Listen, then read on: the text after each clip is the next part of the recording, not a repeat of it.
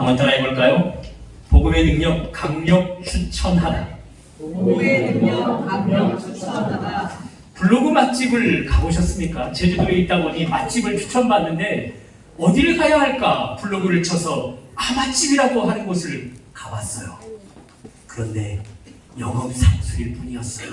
맛이 없어요. 속았다. 그런 마음을 많이 먹었었어요. 반면 도민 맛집을 가보셨습니까? 도민들이 추천하는 맛집을 가보셨어요? 가봤더니 역시나 도민들이 추천할 만해요. 맛이 있어요.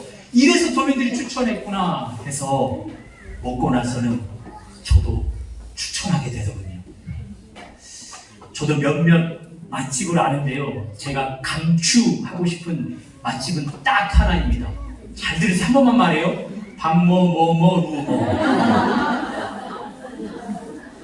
못 알아듣는 분들은 우리 교인들한테 물어보면 돼요.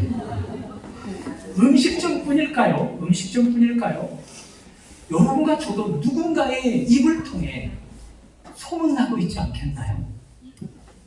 이 사람에게서 저 사람에게, 또 저 사람에게서 다른 사람에게로 전달되어지고 소문이 날 거란 말입니다. 기왕에 나는 것, 나쁜 부분보다 좋은 부분이 소문나면 좋겠잖아요. 잘생겼다, 저처럼. 예쁘다, 우리 아내처럼. 그만해야겠죠? 성실하다, 믿음이 참 좋다, 기도를 참 열심히 한다. 그렇게 좋은 소문이 나면 좋지 않겠어요? 여러분 소문이 다른 사람을 통해 어떻게 나고 있다라고 생각합니까? 오늘 성경은 두 사람을 추천하고 있어요. 한번 따라해 볼까요? 베드로, 다비다. 한 사람은 남자고 한 사람은 여자예요. 공평하게 남자, 여자를 추천해주고 있어요. 음식집이 맛이 있어야만 또 강추하는 거잖아요. 성경도 뭔가 그들만이 가지고 있는 비결이 있을 때 또 강추하는 것 아니겠어요? 그러므로 이 베드로와 다비다, 그들만이 간직한 매력이 있을 거란 말이죠. 그 매력이 뭘까요? 그 매력을 찾아보면서 오늘 한 말씀이라도 내 삶 깊은 곳으로 간직하고 돌아가는 그런 예배의 자리 되기를 주님의 이름으로 축원합니다. 아멘. 먼저 베드로의 소문이 먼 곳까지 퍼져갑니다. 37절. 룻다가 욥바에서 가까운지라. 죄송해요. 38절이에요. 룻다가 욥바에서 가까운지라 제자들이 베드로가 거기 있음을 듣고. 지금 현재 베드로가 룻다에 머물러 있어요. 그런데 이 베드로의 소문이 욥바까지 났다는 거예요. 지중해 지도가 이렇게 있으면요, 여기가 예루살렘이에요. 그 욥바는 해안 도시예요. 그리고 예루살렘 쪽으로 대각선이 이렇게 오다 보면 여기에 룻다가 있어요. 룻다에서 욥바까지는 약 17km. 제가 친절하잖아요. 그래서 17km의 거리감을 좀 더 잘 인지시켜 드리도록 제가 카카오 내비를 검색해 봤지요. 북촌교회에서 17km가 어딘가 봤더니 제주 시청까지 정확하게 17km예요. 거기까지 차로 32분 걸려요. 당시는 차가 없었던 때예요. 길도 좋지 않아요. 직선이 아니란 말입니다. 그러니 오랜 시간을 가야 할 먼 거리예요. 바람는 말이 천리를 간다라는 말 들어보셨잖아요. 베드로의 소문이 그렇게 천리를 가고 있단 말이에요. 그러면 궁금해요. 도대체 베드로의 소문이 나긴 났을 텐데 어떤 내용으로 소문이 났을까? 그 내용이 궁금하잖아요. 그렇죠? 그 내용을 보면 지지난주 본문이에요. 룻다에 무려 8년 동안이나, 몇 년 동안이나? 8년 동안이나 중풍병, 몸이 마비되어서 꼼짝달싹 못한, 그러면서 죽어가는 자가 있었는데 그 자에게 베드로가 가서 예수의 이름으로 완전히 치료해버린 거예요. 그 소문이 욥바까지 난 거예요. 그 소문이 17km 떨어진 욥바까지 가게 된 거예요. 욥바에서 이 소문을 들은 사람이 베드로를 급하게 청하는데요. 도대체 무슨 일이 있었기 때문에 그럴까요? 36절, 37절 보세요. 36절. 요바에 다비다라 하는 여제자가 있으니 37절 그때에 병들어 죽음에 어떻게 됐다고요? 죽음에 시체를 씻어 다락에 누이니라. 그러므로 요바에 있는 사람은 베드로의 소문을 듣자마자 생각했어요. 8년 동안 죽어가던 병자를 치료했던 베드로라면 이미 죽어버린 싸늘한 시신이 되어버린 이 다비다도 살려낼 수 있지 않겠는가? 그래서 급하게 청한 거예요.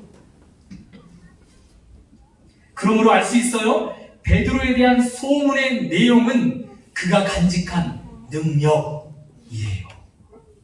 여러분 성경에 이런 말씀이 써있죠. 하나님의 나라는 말에 있지 않고 무엇에 있다? 능력에 있다. 능력에 있다. 베드로가 그 능력을 겸비하고 있어요. 그 능력이 요바까지 소문이 났단 말이에요. 다시 맛집 이야기를 해볼까요? 맛집의 능력이라고 한다면 음식 맛이잖아요. 음식 맛이 있어야 또 추천하는 거잖아요. 하나님이 성경이 아무나 추천하지 않아요. 성경이 말씀하는 대로 말만 무성한 자들 추천하지 않아요. 능력 있는 사람을 추천해요. 능력 있는 사람을 강추하고 또 강추한단 말이에요. 부럽지 않으세요? 베드로의 능력? 죽은 자는 물론 그리고 병들어 이미 싸늘한 시신이 되어버려고 하는 사람까지도 다 치료하는 능력이 있는데 부럽지 않으세요? 반면 이 능력이라는 말 앞에 벌써 기가 죽어버리진 않으세요? 나에게는 능력이 없는데 하나님이 나라는 존재는 절대 강추할 일, 추천할 일이 없겠구나. 그러면서 소극적이 되어지고 그 앞에 좌절되어지는 마음은 없으세요? 그런 분들에게 도전합니다. 성경은 능력을 말할 때 사람 안에 자생적으로 있는 능력이 지칭하는 법이 없어요. 다시 말씀드려서 사람 안에는 능력이 원래 없어요. 외부로부터 들어가는 능력이 그를 능력의 사람 되게 할 뿐이에요. 그래서 오늘 베드로가 간직한 능력은 따라해봅니다. 복음의 능력이라. 로마서 1장 16절 제가 읽어드릴게요. 능력이라는 단어에 귀를 기울여 보세요. 내가 복음을 부끄러워하지 아니하노니 이 복음은 모든 믿는 자에게 구원을 주시는 하나님의 능력이 되리라. 오늘 제가 여러분들 앞에서 선포하는 복음, 이것이 능력이라는 거예요. 이것이 하나님의 능력이라는 거예요. 이 복음을 여러분과 제가 부끄러워하지 않을 때, 부끄러워하지 않으면서 내 안에 모셔드릴 때, 그때 여러분과 제 안에서 이 복음이 능력되어서 얼마든지 베드로처럼 능력의 사람으로 사용되게 한단 말이에요. 믿으십니까? 네. 복음, 이 복음이 능력인데 이 복음은 이중의 능력을 갖고 있어요. 따라해볼까요? 첫째, 복음을 접하는 사람에게 능력이라. 복음을 전할 때 상대방에게 능력이라. 베드로에게 예를 들어볼까요? 베드로가 복음을 들었어요. 복음 앞에 거꾸러졌어요. 거꾸러져서 회개하고 예수를 믿게 되었어요. 삶이 변화되기 시작했어요. 복음의 능력을 경험했단 말입니다. 그가 어느 날부터 복음을 부끄러워하지 않는다는 것을 증명하기 위해서 전하기 시작해요.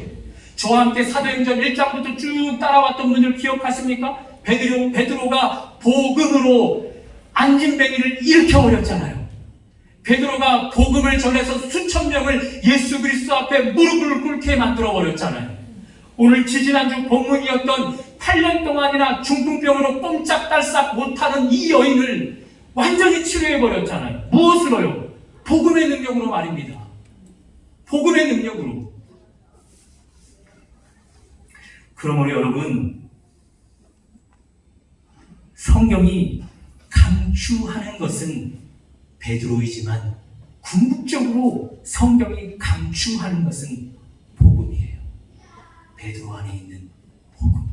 그를 변화시키고 그가 입술을 열어 선포한 복음. 그 복음이 병든 자를 치료하고 죽은 자를 일으키는 그 복음을 오늘 성경은 강추하고 있는 것입니다. 능력, 여러분과 제 안에 어디 이 능력이 있어요? 그러니 능력 가진 자들을 보면 우리는 기가 죽을 수밖에 없죠. 당연해요. 그런데 여러분 더 정확하게 말씀드리면요, 여러분과 제 안에는 능력이 있다라는 거예요. 복음의 능력이 있다라는 거예요. 우리가 이미 복음을 받아들인다면 이미 이 능력이 우리 안에 내주하고 있다라는 거예요. 여러분과 제가 이 능력을 부끄러워하지 않는다라는 증거로 이 복음을 여러분과 제 입술을 열어 증거하면요, 여러분과 저도 얼마든지 베드로처럼 영적으로 육적으로 병든 자를 일으킬 수 있고요, 이미 영적으로 죽어있는 자들도 얼마든지 살려낼 수 있는 것입니다. 우리 안에 능력이 아닌 복음의 능력으로 말입니다. 그런 의미에서 오늘 성경은 베드로를 강추하지만 그 안에 있는 복음을 강추하는 것입니다. 그를 변화시켜버려요. 베드로를 이렇게 능력 있게 나아가게 하는 능력, 그리고 병든 자는 또 죽어있는 자는 상관없이 그 복음이 얼마든지 치료하며 또 죽음에서 일으키는 그 복음, 그것을 성경은 우리에게 강추하고 있는 것입니다. 오늘 여러분 앞에 서 있는 이 목회자, 제가 여러분 앞에 서 있을 수 있게 된 유일한 하나의 해답은 복음 때문이에요. 복음 때문에. 베드로가 경험했던 복음을 듣고 저도 꼬꾸라졌거든요.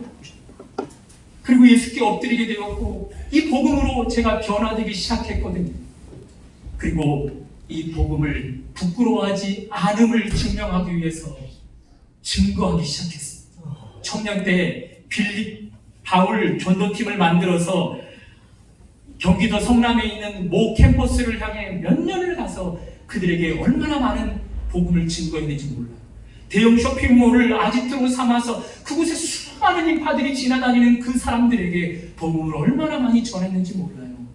여러분, 그 복음을 부끄러워하지 않으면서 제가 전했더니 그 복음이 제 안에서 저를 더 변화시켜 주었어요. 포기했던 대학을 들어가게 만들어주고요, 나는 절대 하나님의 일을 못하겠습니다 했는데 그렇게 어려운 신학대학원에 합격을 시켜주시고 결국 이렇게 목회자로 여러분들 앞에 서 있습니다.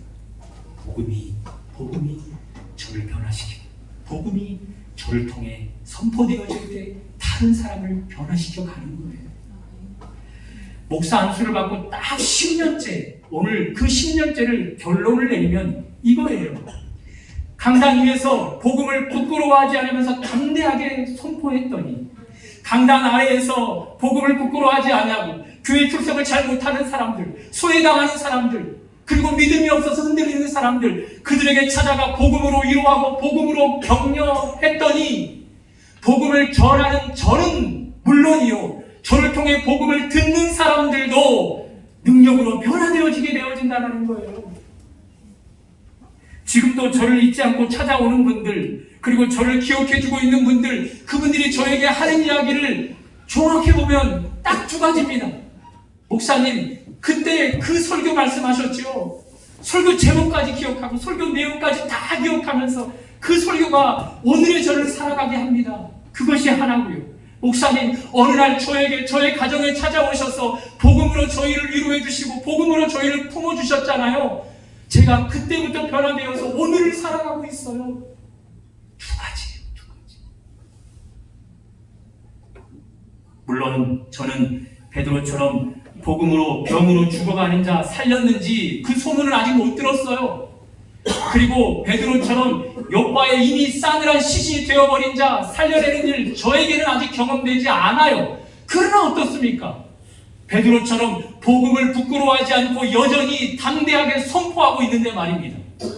누가 합니까? 복음을 제가 계속해서 선포하며 나아갈 때 이 복음이 저를 통하여 선포되는 과정 속에 죽어가는 자를 살려낼지 누가 알아요?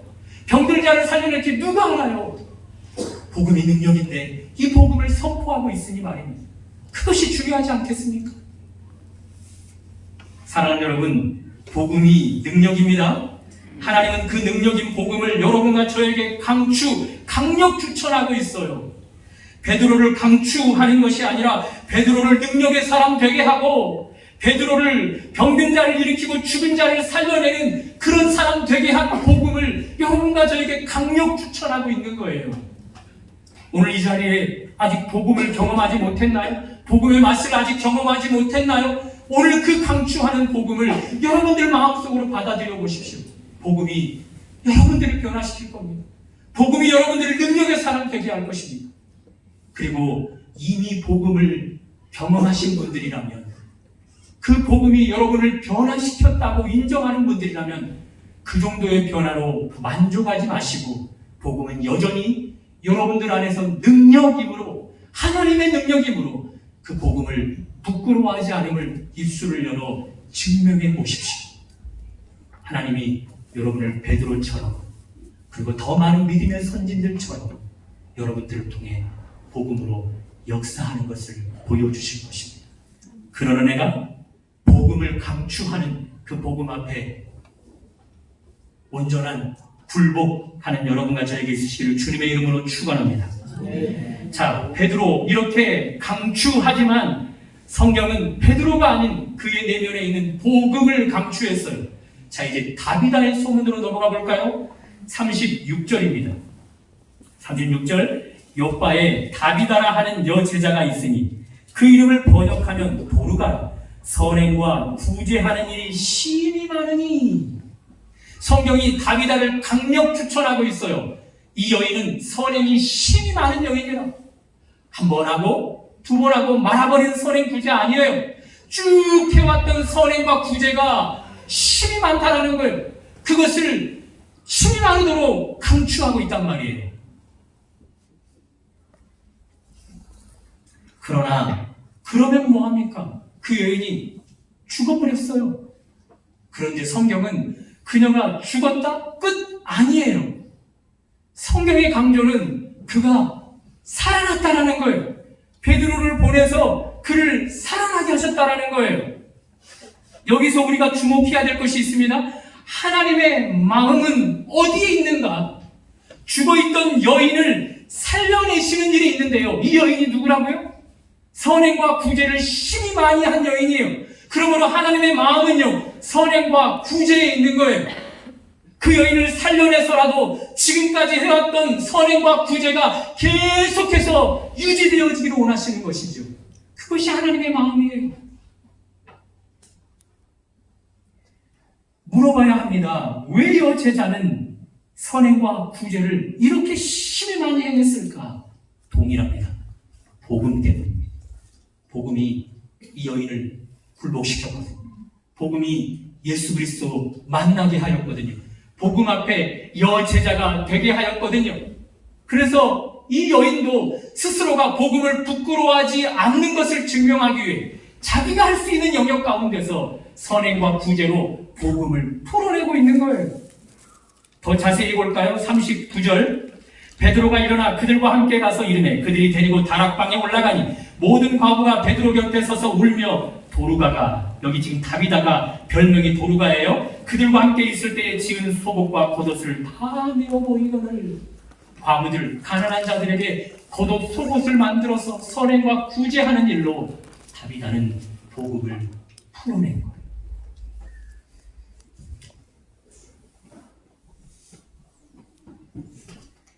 곧 선거철이 다가와요.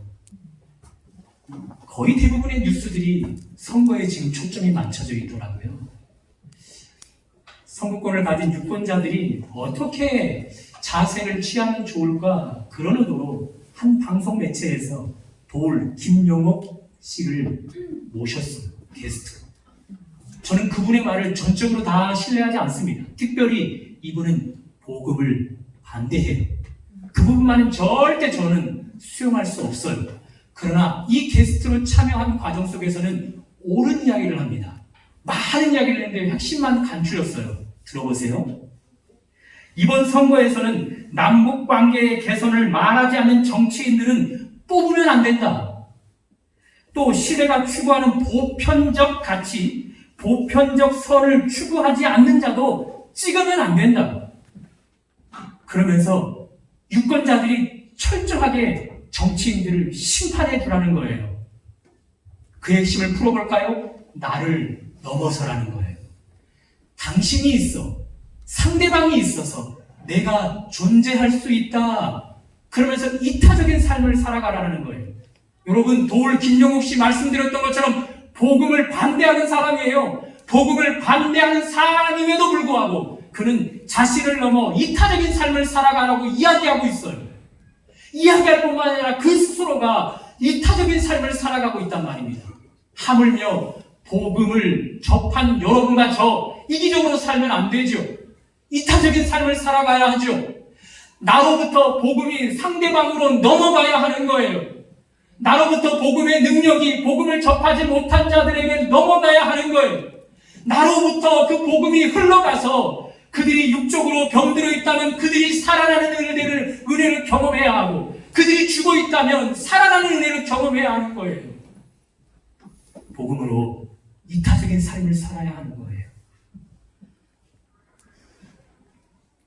하나님은 복음 때문에 선행과 구제를 일삼다가 죽어버린 이 여인의 죽음을 너무 안타까워했어요. 그리고 그를 살려내서 여전히 당신이 즐거워하는 선행과 구제가 흘러가게 하십니다.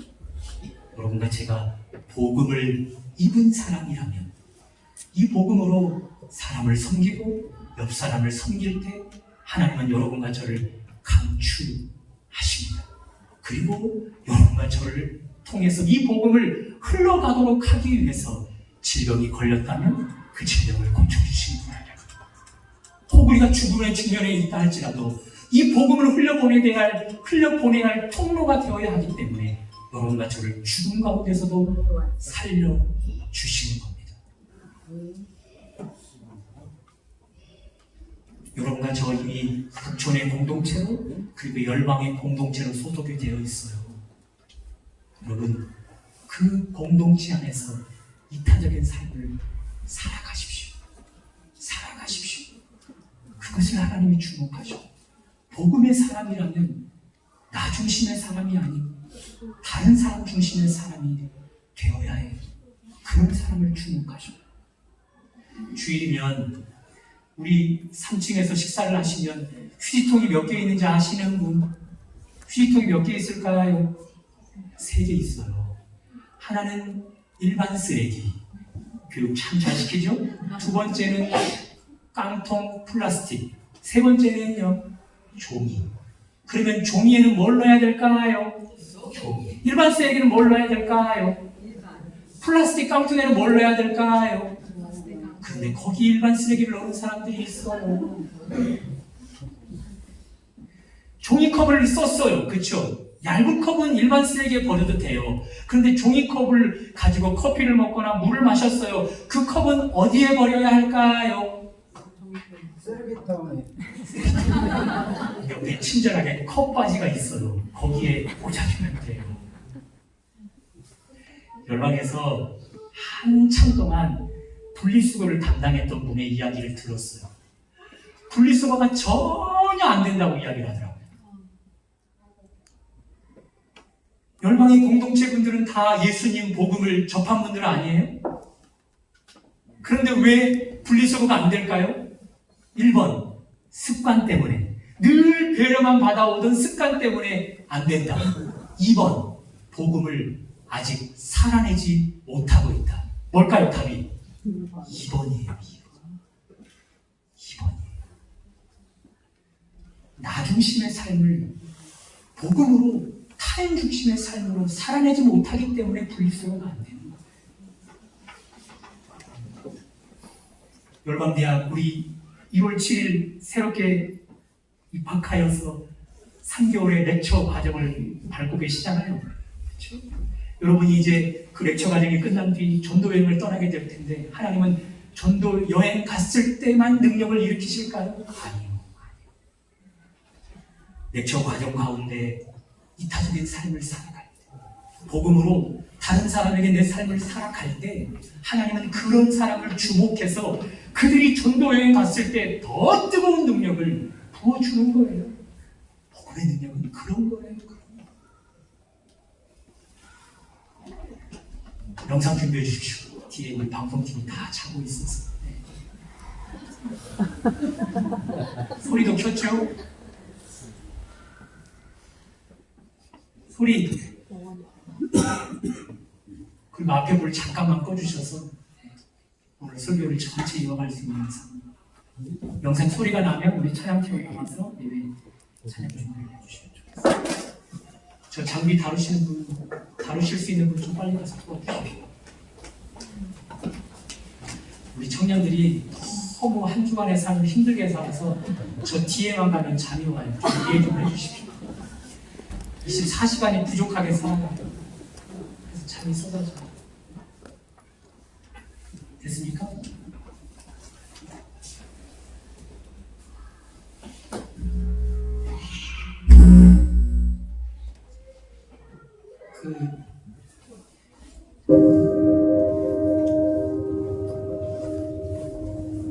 앞에 불 좀 잠깐 꺼주시고요.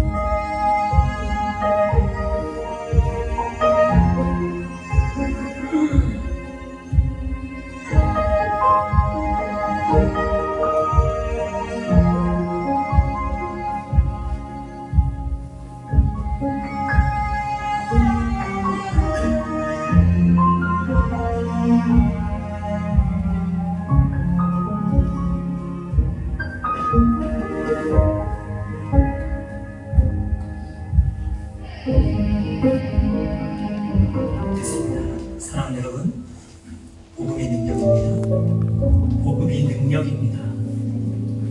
우리 다 같이 일어나서